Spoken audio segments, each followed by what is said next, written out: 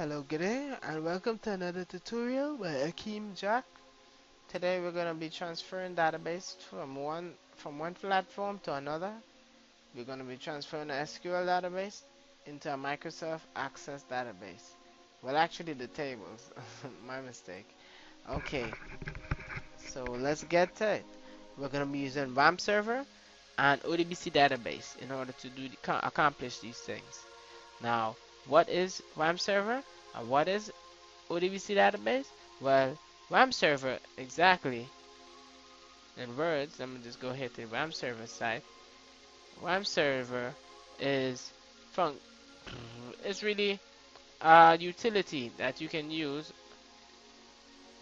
Look, I got it there. WAMP server is a Windows web development environment and allows you to create web applications with Apache, PHP, and MySQL database. And the ODBC connector is what we use to link the two databases, Access and MySQL. It's kind of like middleware, or it is middleware.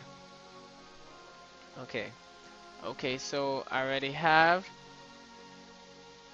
WAMP server running, and the server is offline. Now to put it online, just make sure it's in English by right-clicking on it. Then you left-click, and you put online. See it turn brown for a while, and then it's gonna turn green, so it's back on green, or is that blue? Whatever. So then we're going to PHP my admin.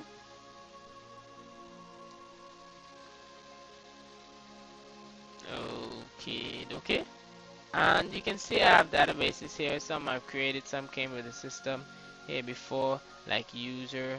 Created this a while ago, testing out this tutorial before you guys, and you see it got.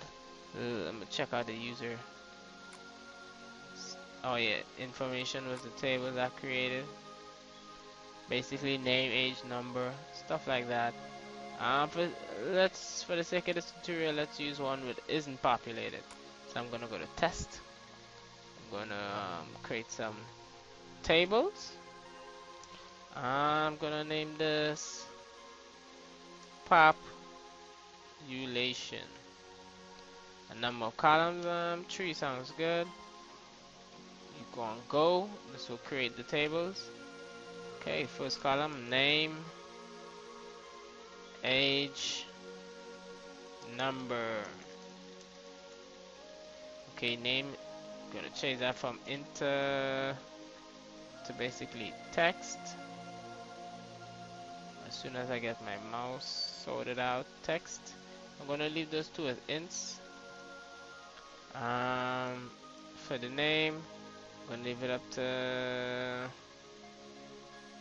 30 variables, values, and for the age, something wrong with my mouse today. I'm gonna give it 3. So just in case, you can't be really 100, but just in case someone is who decides they want to learn IT at this late stage of life, some kind of menopausal or maybe life crisis women go through when they get old. Okay, for the number I'm gonna put 10. Shouldn't really be longer than that. You can check through the other features to specify your database to how you would want it. Okay, just go and save. Processing request. Okay, so that's it. Now let's go to linking. Remember we talked about the ODBC database. Look, it's here. You use that, you download whatever bits you're on according to your processor. You download the indigenous one. So now you go to Microsoft Office, you press shift, press right click, and you get this little option here to run as administrator. Later on I'll tell you the benefits of running Microsoft Access as administrator. Okay, but now I'm gonna name this tutorial. I'm gonna create. Now I don't want the table, so I'm gonna just right click here and close. I'm gonna go to external ladder, ODBC, link to a new data source. Okay, machine data source. I'm gonna create new.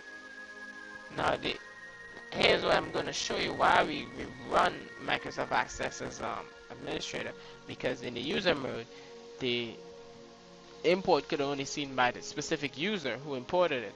But with system as source, any one of the users on that particular machine will be able to see it. Now you scroll down and you see Microsoft ODBC Gyro. That's only after you install it. Make sure you install it first, of course. Next, finish. I'm going to get his name, my um, tutorial link.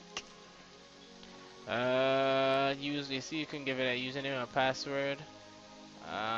For your security purposes, now you're gonna go look for the database. Remember, the database name was test. Don't mind that we have a test here. This was a totally different test from a different tutorial. Test it. Oh, this tested. Anyway, connection successful. Okay. Tutorial link. It's okay. And population. Remember, I named the population. Click OK. Got all the fields or columns, whatever you call it. OK.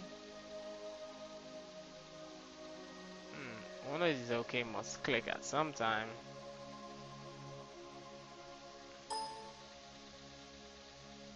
Okay, population.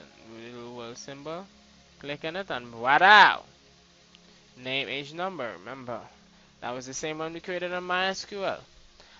So now you can probably input the information if you want, and also know that everything you input here would also be updating on the SQL server, MySQL server side. So I hope this was informative, and I would like to thank you for viewing.